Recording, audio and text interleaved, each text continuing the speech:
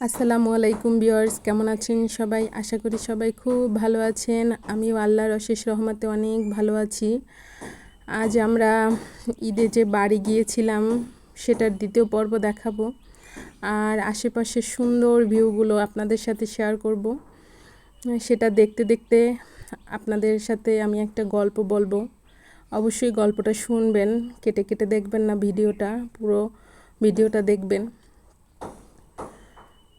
আর গল্পটা হলো, এক দেশে এক রাজা আর এক রানী ছিল। রাজা রানীর ছিল 3টা সন্তান, তিনটাই ছিল ছেলে।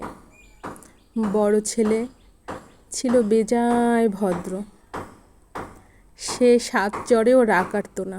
মানুষকে গালমন্দ তো দূরের কথা, তাকে 5টা বাজে কথা বললেও তার উত্তর সে দিত না। তার মানে এই না যে সে কিছু বুঝতো না, সে কিন্তু বোকা না, সে সবই বুঝতো। তবে এটা ছিল তার বিনয়ী এবং ভদ্রতার পরিচয়। আর বাকি রইল মেজ ছেলে। সে তো বলার বাহুল্য, গুন্ডা কাহাকে বলে, কত প্রকার কী কী,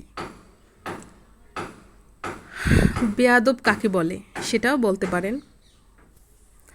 রইল বাকি ছোট ছেলে।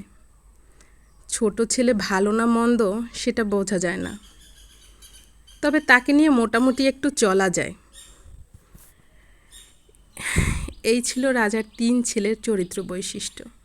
এভাবেই রাজার দিন যাচ্ছিল। তারপর একে একে তাদের ছেলেরা বিয়ে করলো, বউ নিয়ে থাকা শুরু করলো। সমস্যাটা তখনই শুরু হলো।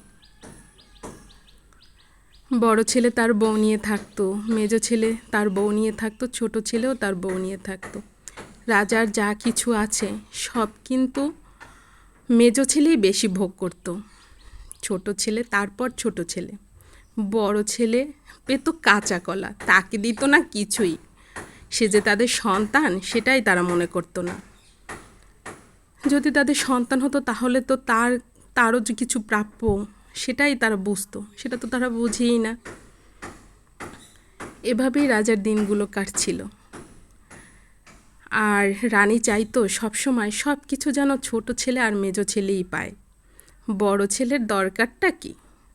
ও তো আছে, ও যেরকম থাকুক না, ওকে আল্লাহ ভালোই রাখবে, এরকম সান্ত্বনার বাণীই তাকে সবসময় শুনিয়ে যেত। বড় ছেলে মুখ ফুটে আ উ কিছুই বলতে পারতো না, যদিও বা কোনো সময় বলতে চাইতো, তার উপরে তাকে আরও 10টা কথা শুনিয়ে কোণঠাসা করে রাখতো। কার কার ঘরে এরকম রাজা রানী আছে বলেন?